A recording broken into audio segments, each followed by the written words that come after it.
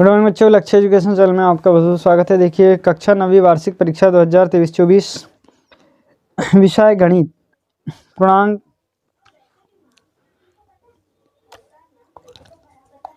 75 और समय 3 घंटे का रहेगा। तो देखते हैं पूरा प्रश्न पत्र कि किस टाइप का पूरा प्रश्न पत्र है। फ्रेंड्स देखिए पहला सवाल हमारे पास लिखा हुआ है कि निम्न सही विकल्प का चयन करके लिखिए। तो पहला सवाल में देखिए क्या लिखा हुआ है कि निम्न में से अपरिमेय संख्या कौन सी है। तो वर्गमूल 23, वर्गमूल 225, वर्गमूल 49, 5.328। तो अपरिमेय संख्या जो है वर्गमूल 23 है, 23 है। ठीक है, ऑप्शन नंबर ए राइट। दूसरा है निम्नलिखित में से बहुपद नहीं है। 5 ये बहुपद है। देखिए y धन 2/y ये बहुपद नहीं है, तो ऑप्शन नंबर बी राइट हो जाएगा। फिर है 100 पर 1/2 की घात और पूरे पर 2 की घात। तो ये 2 की घात से 2 की घात कट जाएगी, तो यहाँ बचेगा 100 पर 1 की घात। ऑप्शन नंबर स राइट हो जाएगा। फिर है a धन b धन c बराबर 0 हो तो a³ धन b³ धन c³ किसके बराबर है। तो ये 0 के बराबर हो जाएगा। फिर है प्रथम 5 विषम प्राकृत संख्याओं का माध्य। तो 5 विषम प्राकृत संख्याओं का माध्य पूछा है, तो 5 विषम प्राकृत संख्या हो जाएगी 1, 3, 5, 7, 9। इनका यदि माध्य निकाले, सबको जोड़ के 5 का भाग देंगे तो उत्तर आ जाएगा 5। ऑप्शन नंबर द राइट होगा। फिर लिखा हुआ है समीकरण y = 3x + 5 का एक अद्वितीय हल है, केवल 2 हल है, अपरिमित रूप से अनेक हल है, कोई हल नहीं है। फ्रेंड्स इस टाइप के जितने भी अभी समीकरण आते हैं इन सभी के अपरिमित रूप से अनेक हल होते हैं। ठीक है, इसके बाद में दूसरा है खालिस्तान, रिक्त स्थान की पूर्ति कीजिए। तो देखिए क्या लिखा है, बिंदु 4, 0 खालिस्तान अक्ष पर स्थित है। तो यहाँ पर y का मान तो 0 हो गया, तो x का मान दिया है, तो x अक्ष पर स्थित है। फिर y = a का आलेख होगा, तो ये x अक्ष के समांतर एक सरल रेखा होगी। फिर वे रेखाएं जो एक ही रेखा के समांतर होती है परस्पर कैसी होती है, समांतर होती है। फिर एक समबाहु त्रिभुज का प्रत्येक कोण खालिस्तान होता है। तो ये समबाहु त्रिभुज के जो तीनों कोण हैं 60-60 अंश के होते हैं। फिर समचतुर्भुज के विकर्ण परस्पर समकोण पर समद्विभाजित करते हैं। फिर सभी समकोण एक दूसरे के खालिस्तान होते हैं, तो ये क्या होते हैं, बराबर होते हैं।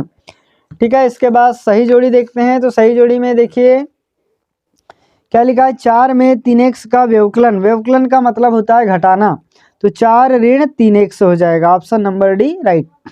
फिर आयत है एक, तो आयत क्या है, चतुर्भुज है, तो देखिए ऑप्शन एफ क्या आ जाएगा, चतुर्भुज। फिर 3 धन x का गुणनफल 6 है, तो 3 और x का गुणनफल मतलब गुना कर देंगे, 3x = 6, जो कि ऑप्शन नंबर ई में है, 3x = 6। वृत्त की परिमाप, तो वृत्त की परिमाप को परिधि कहते हैं। Option number A. फिर 70 अंश है एक, तो क्या ये न्यूनकोण है, तो ऑप्शन नंबर सी राइट होगा। फिर 3 भुजाओं की बंद आकृति, तो 3 भुजाओं की बंद आकृति क्या हो जाएगी, त्रिभुज। ठीक है, इसके बाद हम देखते हैं नेक्स्ट क्वेश्चन, प्रश्न क्रमांक 4। एक वाक्य या शब्द में उत्तर दीजिए। तो यहाँ पर क्या लिखा है, बहुपद 3x धन 1 का शून्यक क्या है। तो इसका शून्यक क्या हो जाएगा, x = ऋण 1/3, क्योंकि इसके बराबर 0 रखेंगे, 1 का पक्षांतर होगा तो ऋण 1 हो जाएगा और 3 भाग में चल जाएगा, तो ऋण 1/3। फिर 24 प्रेक्षणों को 3-3 के समूह में बांटने पर कितने समूह बनेंगे। तो 24 में 3 का भाग दे देंगे तो 8 बार जाएगा, तो 8 समूह बनेंगे। फिर बिंदु 4, 5 किस चतुर्थांश में। तो देखिए दोनों में धन चिन्ह है, इसीलिए प्रथम चतुर्थांश आ जाएगा। फिर बिंदु 3, 2 की y अक्ष से दूरी कितनी होगी। तो y अक्ष से दूरी x का मान होगा, तो ये x का मान 3 है, तो उत्तर आ जाएगा 3।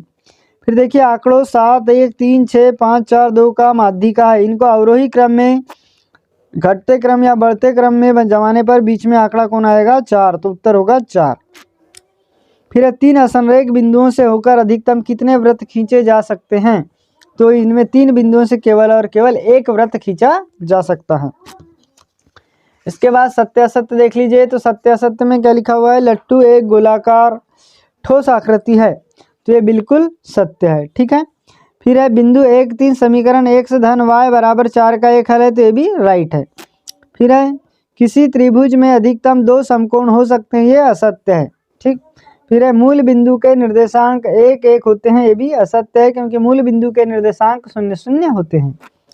किसी त्रिभुज की भुजाएं a, b और c हो तो इसका अर्ध परिमाप s = a + b + c/2 होता है, बिल्कुल राइट है। ऑप्शन नंबर मतलब 5वां। ऋजु कोण की माप 360 60 अंश होती है, ये असत्य है।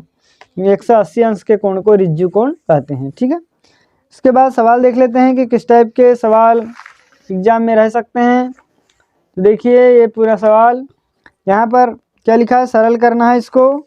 ये हर का परिमेयकरण, इसके बाद ऐसी दो संख्याएं लिखे जिनमें दशमलव प्रसार अनवसानी एवं आवृत्ति हो।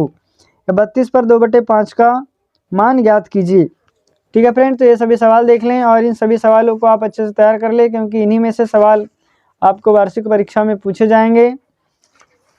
और इन सभी का डिटेल में हल चाहते हैं तो प्लीज़ कमेंट से ज़रूर लिखें, आपको इन सभी का हल प्रोवाइड करा दिया जाएगा। उसके लिए आपको डिस्क्रिप्शन में लिंक दे दी जाएगी, वहाँ से आप देख सकते हैं। और बाकी विषय के यदि प्रश्न पत्र देखना चाहते हैं तो उसका लिंक भी आपको डिस्क्रिप्शन में मिल जाएगा, वहाँ से आप देख लीजिए सभी प्रश्नों के मॉडल प्रश्न पत्र।